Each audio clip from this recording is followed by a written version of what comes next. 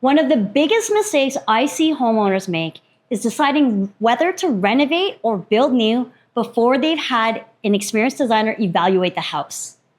I've seen people spend hundreds of thousands of dollars renovating a house that should have been torn down. On the flip side, I've also seen people tear down houses that had fantastic bones they could have transformed for significantly less money. So how do you know which one is right for you? Renovate or build new? In this video, I'm going to walk you through exactly how I think about that decision.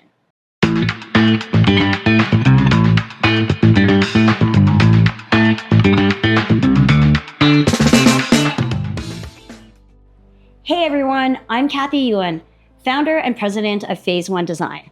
Over the past 20 years, we've designed more than 1,000 custom homes across Calgary, Greater Vancouver, and beyond. One thing a lot of people don't realize is that we don't just design custom homes, we also design major renovations. And personally, I think major renovations are some of the hardest projects to execute because they require you to understand so much more than design. And I will explain this soon. Let's start with the very first thing that I look at. Does the house have good bones? The first thing I look at is what I call the bones of the house. What is the bones? It is the age of the home, the existing square footage, the way the home sits on the lot and flows into the outdoor spaces, the structure, the foundation, the mechanical, electrical systems, and an educated assessment of anything that could significantly impact the project's scope or cost. None of these things automatically mean that you should renovate or you shouldn't renovate.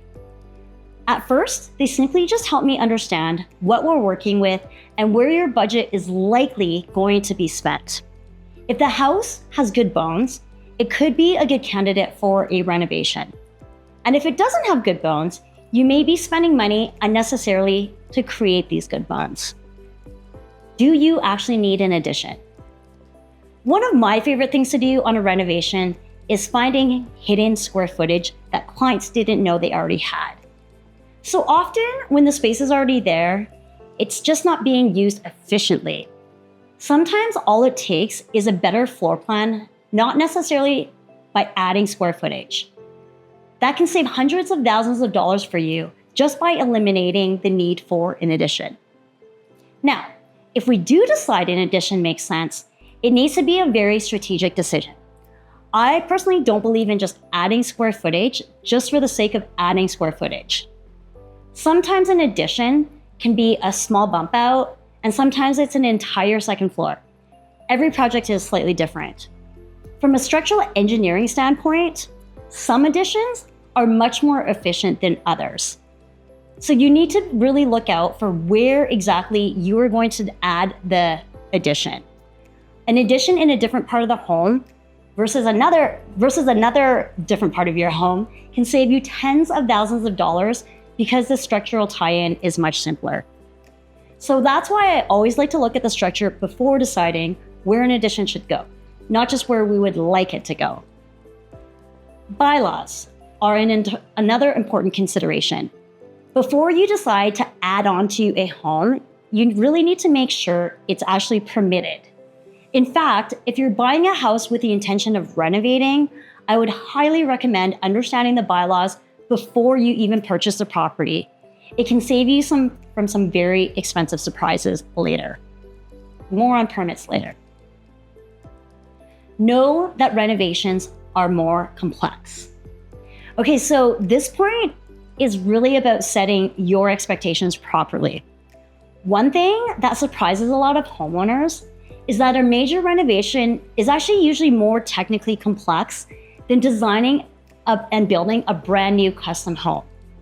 And honestly, that's one of the reasons why I love renovations. With a renovation, what you're doing is you're combining old structure with new structure while balancing design, budget, structure, mechanical systems, and a whole long list of items all at the same time, old versus new. That means that renovations usually require more investigation and planning before construction begins. You know those renovation shows where they open up a wall and suddenly discover a huge surprise and oh my God, it's a total disaster? So honestly, in my opinion, in real life, that should not happen very often at all. A good renovation team should be doing enough due diligence up front, even before design, and in order to minimize surprises once construction starts. Okay, and just again, to set your expectations, can unexpected conditions still come up? Absolutely, and they do. But they should be the exception, not the expectation. Taking the time to properly understand the house up front almost always leads to a smoother and less expensive construction process. If you're planning a custom home or major renovation, we put together a free custom home planning guide. I put the link down below. Make sure you download it so you can make smart decisions before you ever start design. And if you're finding this video helpful so far, I would love if you could like the video and subscribe to the channel. It really helps us reach more homeowners who are planning a custom home or major renovation. What if the ceilings are too low? Ceiling heights are one of the few things that can become a deal breaker. So the question I always get is, can the ceiling heights be changed? Here's my answer. Absolutely, and we have done it. But they're usually expensive to change. So for example, if you have a basement with low ceilings, which is very common, one option is what's called underpinning. It's a structural engineering detail that means cutting the existing house off the foundation, lifting the house, lowering the existing foundation slab height in order to get the higher ceiling, and then rebuilding the whole house again, putting the house back on the foundation to create that additional ceiling height. We're actually doing an exact project right now with our friends Larry Clay at Clay Construction, shout out to you, in Vancouver right now, and it's a really cool project, but it is not expensive. Another option is to increase the ceiling height by removing a roof structure on a portion of a home or the entire home, and then adding height strategically to the upper floor where it actually makes sense. Now, both of those are incredible solutions, but like I mentioned, not inexpensive. You need to make sure that the cost is worth the payoff. More on cost later. When does it make more sense to build new? So sometimes I walk through a house and my advice is simple. I don't think you should renovate it. And for those of you who know me, I'm pretty direct. And not because renovations are bad, but because sometimes the numbers just really don't make any sense. They stop making sense. By the time you've added square footage, updated the structure, replaced the mechanical systems, and accomplished everything on your wish list, the renovation budget could potentially be getting very close to a brand new custom home. And that's what I call the tipping point of the project. Every project is different, but it's one of the biggest reasons I always recommend evaluating both options of reno versus build new before making a final decision. Do renovations cost more than a new build? People ask me this question all of the time, and the answer is, it depends. So generally speaking, the answer to this question is that a major renovation is usually a lower total project cost than the total cost of building a brand new custom home. But that doesn't necessarily make it a better financial decision. One of the first questions clients ask is this possible? So my answer is almost always, with today's structural engineering, anything is possible. But that's not actually the right question they should be asking. The better question is, where should you spend your money?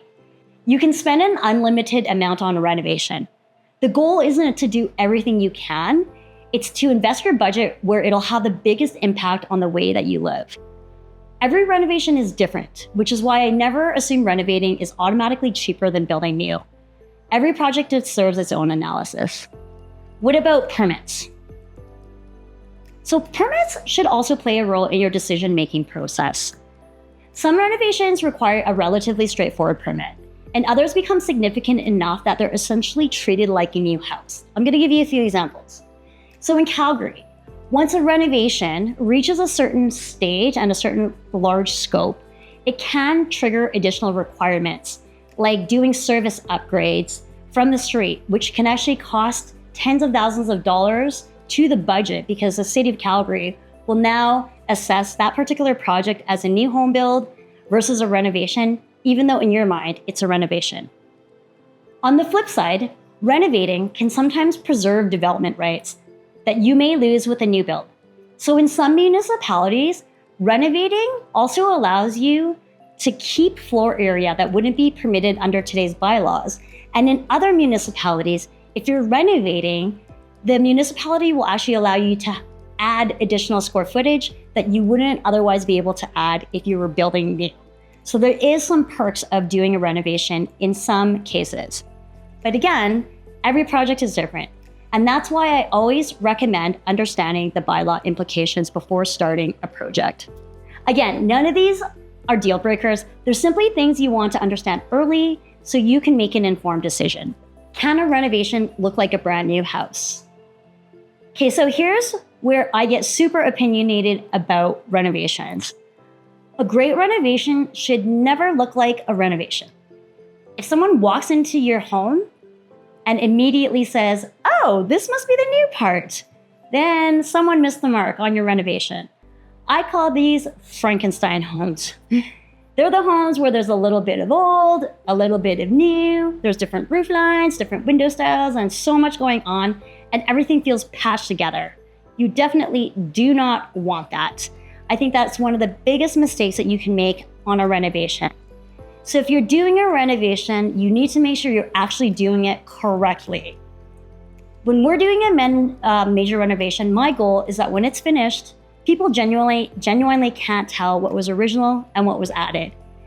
Tip of the day here, if you are doing a renovation, sometimes this happens to me all of the time, I'll walk through an existing space and a client might say to me, "Well, I kind of want to keep this because it's actually not too bad, although it's an older element of the home." Now, here's the thing. When you take that element and you put right next to it a brand new element, that kind of okay looking element is going to look really old. I promise you that. So that all being said, to say that you want to make sure that you have enough budget to make sure that you're doing your renovation properly and not cutting any corners that are going to be super obvious when you're finished your renovation. So, final question, should you renovate or build new? Well, it totally depends. It isn't about what's newer, it's about what makes the most sense for your house, your budget, and the way you want to live. If you're planning a custom home or major renovation, I'd recommend downloading our free custom home planning guide. I'll link it down below. And if you're ready to start planning your project, we'd love to chat. You can book a design strategy call using the link below. If you'd like more practical advice on custom homes and major renovations, make sure you subscribe as I share the same advice I give my own clients in order to help you make better decisions as a homeowner before you start building. Thanks for watching and see you in the next video.